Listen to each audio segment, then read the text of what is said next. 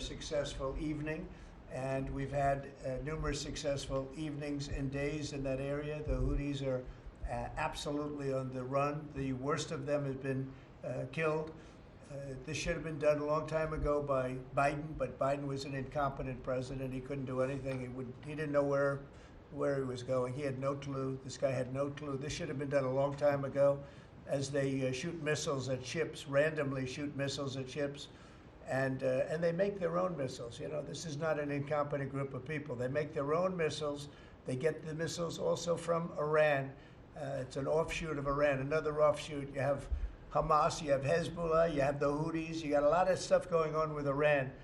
And we sent a letter to Iran. You're going to have to be speaking to us one way or the other pretty soon, because we can't let this happen. But that's an app that a lot of people use. And somebody got on. I mean, happened to know the guy's a total sleazebag. The Atlantic is a failed magazine. Does very, very poorly. Nobody gives a damn about it. This gives it a little bit of a shot. And I will tell you this, that they've made up more stories, and they're just a failing magazine. The public understands that. He's a very good man. That man is a very good man right there that you criticize so strongly.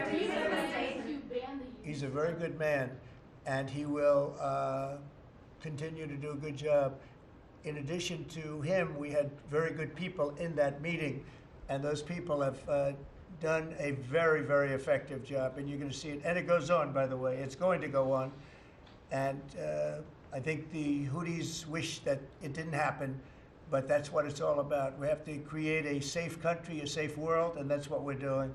Do you think national security was put at risk, ban the use of senior officials using Signal moving forward? The use of Signal to communicate from senior officials. Well, I don't know anything about Signal. I wasn't involved in this, but I just heard about it. And I hear it's used by a lot of groups.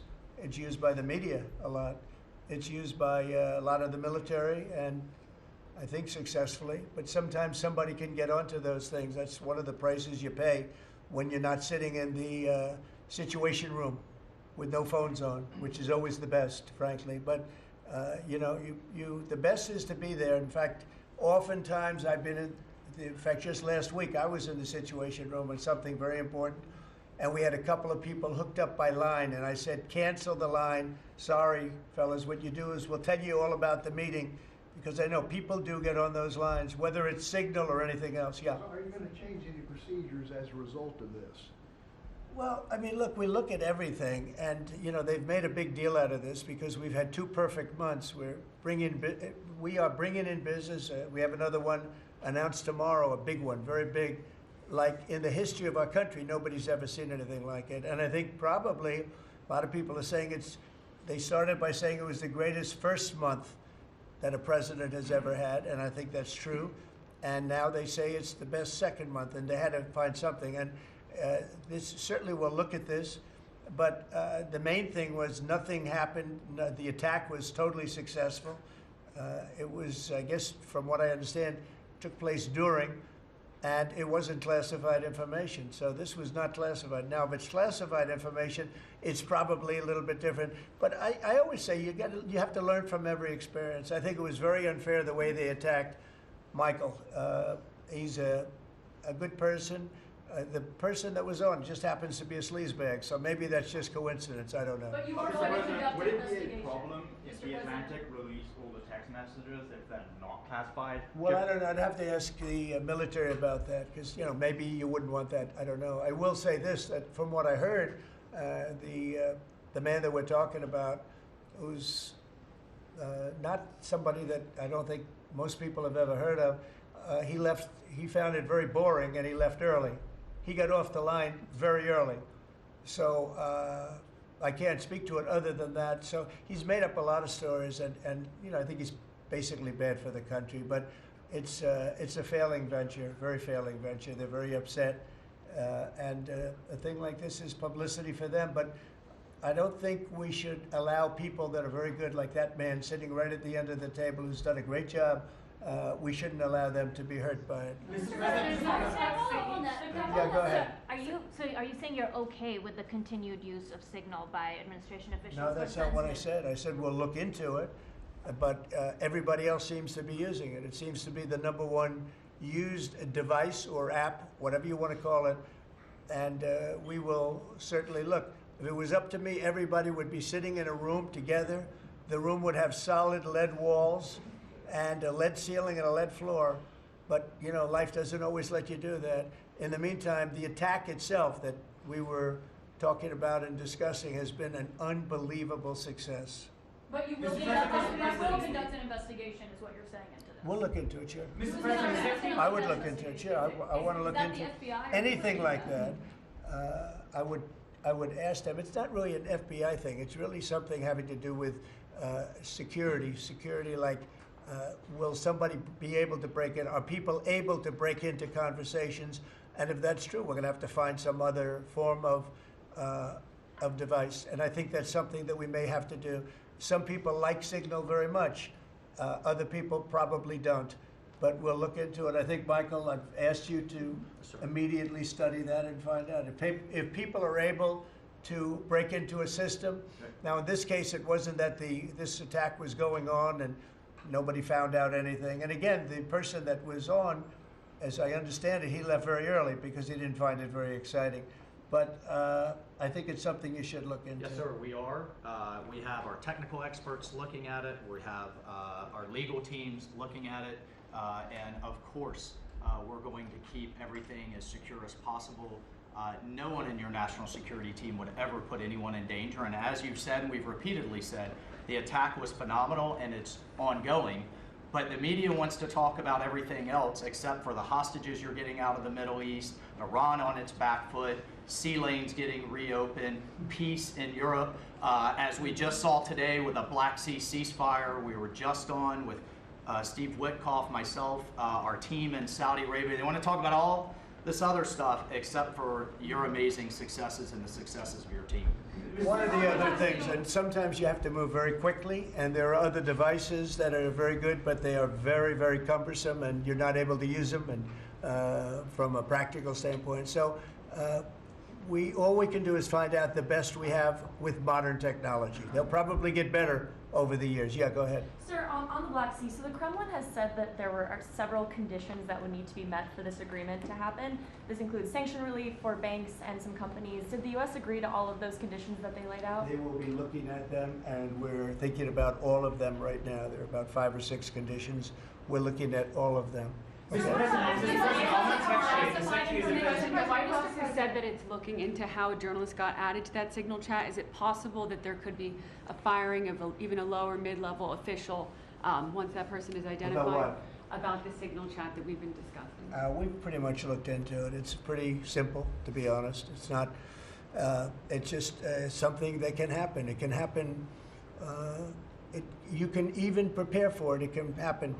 Sometimes people are hooked in and you don't know they're hooked in. They're hooked into your line and they don't even mean bad by it. But it's not a perfect technology. There is no perfect technology. The really good ones are very cumbersome, very hard to access. And I think we're going to look at, we always want to use the best technology. This was the best technology for the moment. But again, it wasn't classified, so they probably viewed it as being something that wasn't that important. And it obviously, with the attack being, I mean, I don't know if it's been read out to you yet, but that attack was a tremendous success for the U.S., a tremendous success. Who said the information Go ahead, was please. not classified? Do you think that Mike Waltz made a mistake, and does he need to apologize? No, I don't think he should apologize. I think he's doing his best.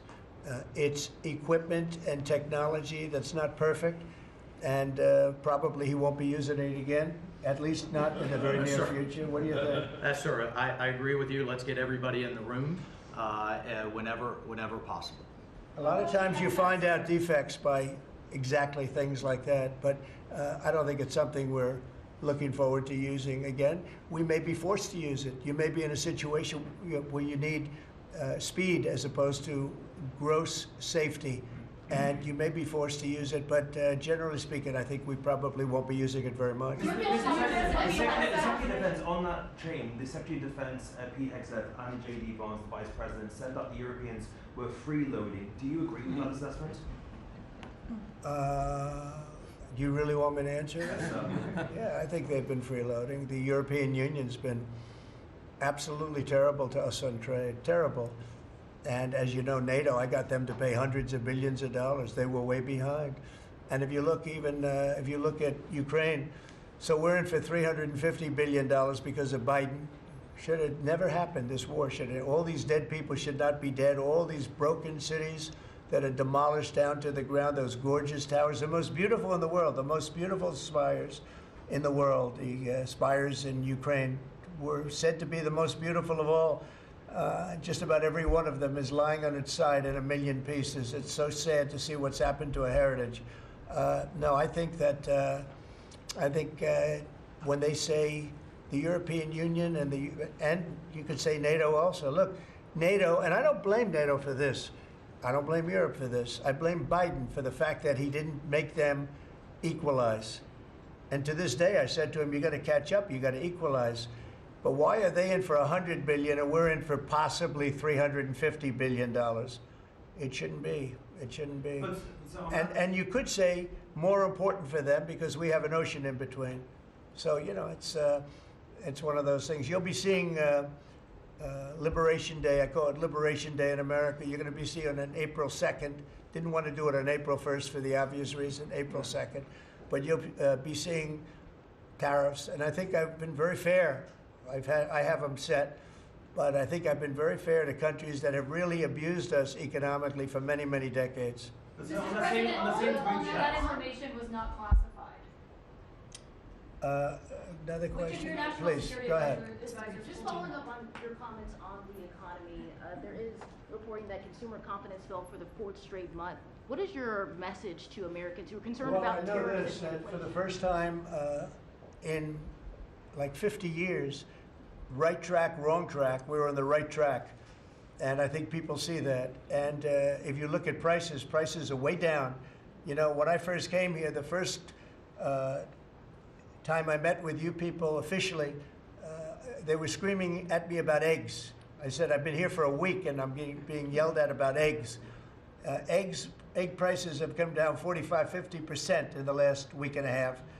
And our Secretary of Agriculture has done a great job, as you know, Brooke.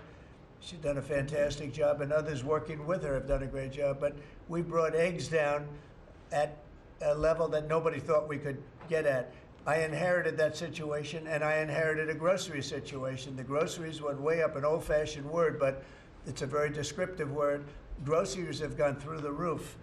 And I used to campaign on it. I used to say, we're going to get groceries down, and we have got it down. I watched a certain newscast over the weekend, and a congressman, Democrat congressman, said, well, Trump's done a lot, I agree. He's been great on the border, he's been great on the military, but you know, he hasn't brought prices down. That's false.